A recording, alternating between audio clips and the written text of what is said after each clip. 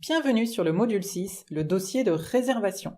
Félicitations, vous voici arrivé à la phase de concrétisation, celle où vous allez signer le dossier de réservation. Ce module est fait pour vous apporter des points de vigilance d'ordre général, donc si vous avez un doute sur le contenu du dossier de réservation que vous allez signer, contactez un professionnel du droit ou votre notaire pour que vous puissiez vérifier le contenu avec lui et si besoin qu'il se mette en relation avec le promoteur. Vous pouvez également consulter le Code de la construction et de l'habitation portant sur la vente d'immeubles à construire. Pour étude, demandez au promoteur de vous envoyer l'ensemble du dossier de réservation avant le rendez-vous de signature. Petit 1, le contrat de réservation, ou appelé également contrat préliminaire. C'est un acte sous seing privé, c'est-à-dire que le recours à un notaire n'est pas obligatoire. Il se signe entre vous et le promoteur avec un dépôt de garantie à verser.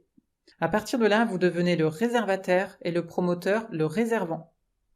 Le contrat de réservation doit contenir certaines informations et documents tels que la consistance des biens, c'est-à-dire la description de la surface habitable approximative en mètres carrés, le nombre de pièces principales telles que le séjour, les chambres, le nombre de pièces de service telles que la cuisine, la salle de bain, la salle d'eau, le WC ou la buanderie, les annexes telles que parking ou cave, les dépendances, les dégagements et la localisation à l'intérieur de l'immeuble ou du lotissement. Ces éléments sont précisés à travers le plan du lot, le plan des parkings, le plan des caves et le plan de masse.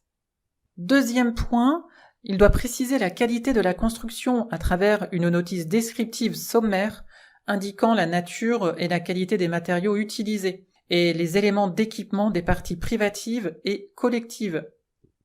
Troisième point, le prix prévisionnel de vente du logement et les conditions de sa révision éventuelle si le contrat le prévoit. À savoir que la majorité des contrats ne comprennent plus cette clause. Elle était prévue initialement pour cause d'inflation. Le contrat doit contenir également la date à laquelle l'acte de vente pourra être signé. Et si le réservataire souhaite recourir à un ou plusieurs prêts, il devra en préciser le montant, les conditions et le nom du prêteur.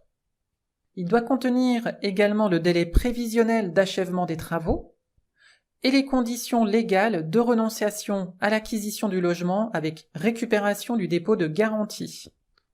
Petit 2, le délai de rétractation loi SRU, ce qui signifie solidarité et renouvellement urbain. Une fois le dossier signé, le promoteur le contresigne et vous le notifie par courrier avec accusé-réception, à chacun des acquéreurs d'ailleurs, au moins 1 mois avant la signature de l'acte authentique.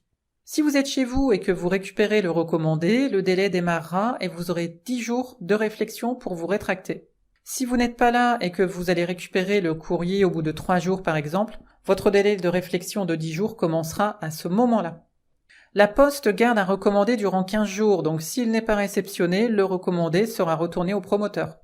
Durant les 10 jours de réflexion, si vous décidez de vous rétracter, notifiez-le par courrier avec accusé-réception au promoteur et votre dépôt de garantie vous sera restitué sans retenue ni pénalité. Au-delà de ce délai, par contre, si vous souhaitez vous rétracter, vous perdrez le dépôt de garantie. Petit 3, la notice descriptive. Cette notice doit être établie conformément à l'arrêté ministériel du 10 mai 1968 fixant la notice descriptive prévue par l'article 18 du décret du 22 décembre 1967. Voici le modèle conforme annexé à l'arrêté. La première partie indique que le promoteur devra mentionner l'adresse précise de l'opération et ce que comprendra l'ensemble immobilier, par exemple des logements collectifs, des maisons, des commerces, des parkings, des équipements, par exemple crèches, etc. Si l'ensemble immobilier comprend des logements collectifs et des maisons, il y aura 2 notices descriptives distinctes. La notice descriptive vous informe sur le niveau de qualité des prestations et des équipements, mais elle peut aussi être sujette à modification, par exemple dans le cas d'un retard d'approvisionnement, d'un défaut de fabrication ou d'un impératif technique ou autre. Cependant, le promoteur doit s'engager à ce que les matériaux ayant fait l'objet d'un changement soient de qualité au moins équivalente. La notice descriptive fait également mention des normes et réglementations auxquelles elle est soumise.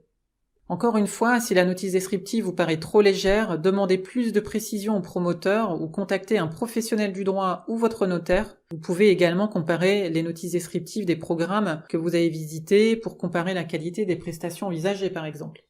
Voyons ensemble plus en détail ce que contiennent les 6 catégories conformes à l'arrêté.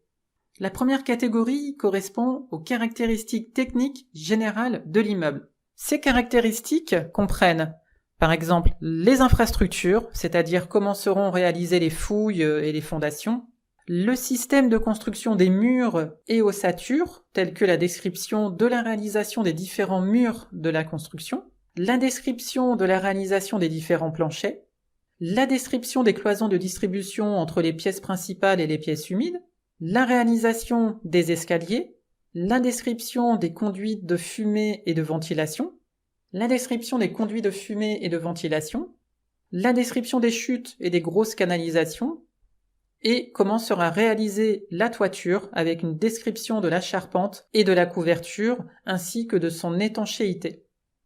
Deuxième catégorie, les locaux privatifs et leurs équipements. On y retrouve par exemple le type des sols et des plinthes de chaque pièce, mais aussi des balcons, des terrasses ou des loggias.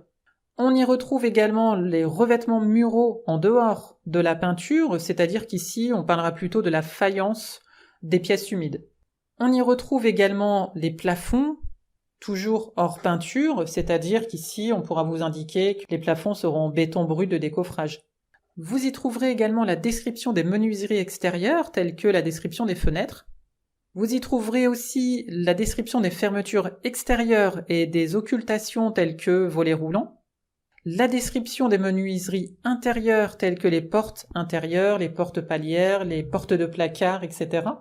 La serrurerie et les garde-corps tels que ceux des balcons par exemple. Et là vous retrouvez la description de la peinture, c'est-à-dire de tout ce qui sera peint en extérieur comme en intérieur. Vous retrouvez également la description des équipements intérieurs des logements tels que les équipements ménagers de la cuisine et de la salle de bain, la description de l'équipement plomberie et sanitaire tel que la distribution d'eau froide et d'eau chaude sanitaire, la production et la distribution d'eau chaude, les évacuations, les appareils sanitaires, les équipements électriques et ceux de chaque pièce, comme par exemple les prises électriques, mais aussi vous aurez la description de la sonnerie et des détecteurs de fumée.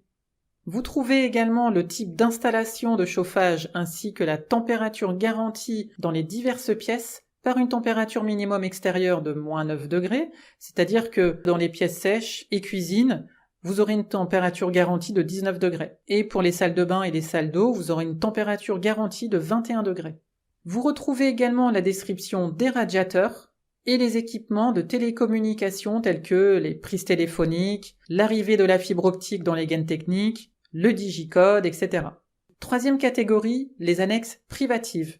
Sont décrits ici les caves et les parkings, bien évidemment s'il y en a. Quatrième catégorie, les parties communes intérieures à l'immeuble, telles que le hall d'entrée, les couloirs et les paliers d'étage, les cages d'escalier, les locaux communs tels que local poubelle, local chaufferie, tous les types de locaux techniques, mais aussi le local vélo et poussette. Cinquième catégorie, les équipements généraux de l'immeuble. Ici, on y décrit l'ascenseur, la ventilation des locaux, l'alimentation en eau, en gaz et en électricité, par exemple. Sixième et dernière catégorie, les parties communes extérieures à l'immeuble et leurs équipements. Ici seront décrits par exemple les espaces verts, leurs éclairages et les clôtures.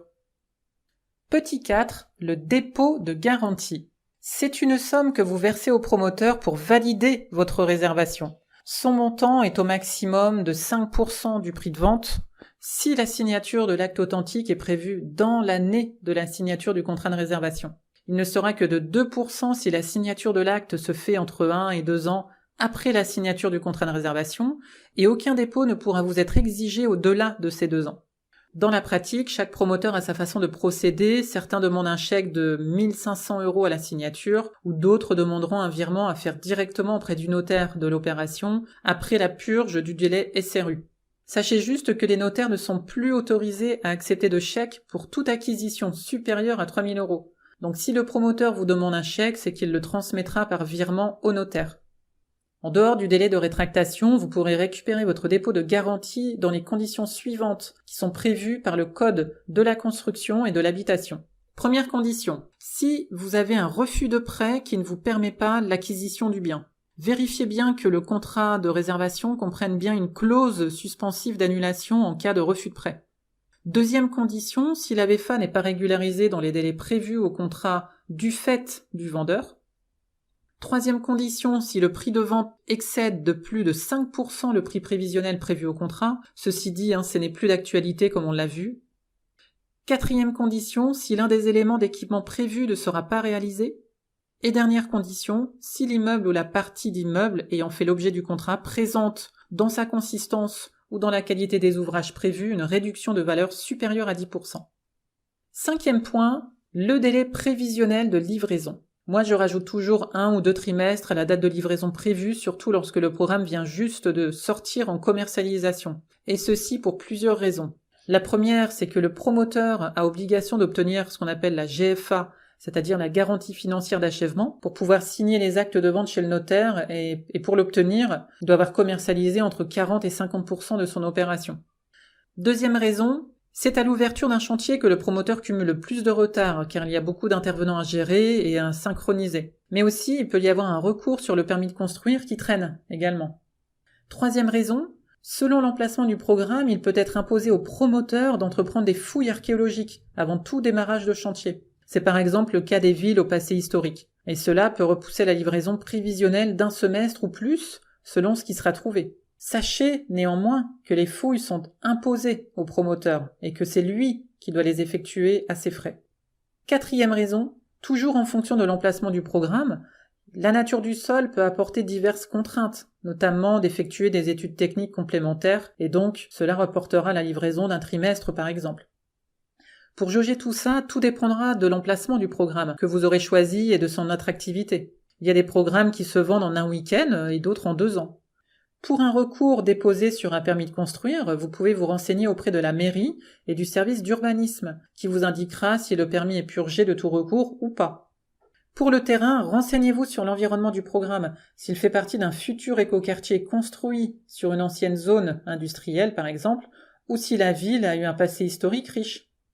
Dans tous les cas, il est conseillé d'avoir votre notaire indépendamment de celui du promoteur qui fera une relecture du contrat définitif et vérifiera les éléments du permis de construire et les autres éléments qu'il jugera utiles. Ce 6e module est à présent terminé. Je vous donne rendez-vous dans le module numéro 7 sur les appels de fonds et les intérêts intercalaires.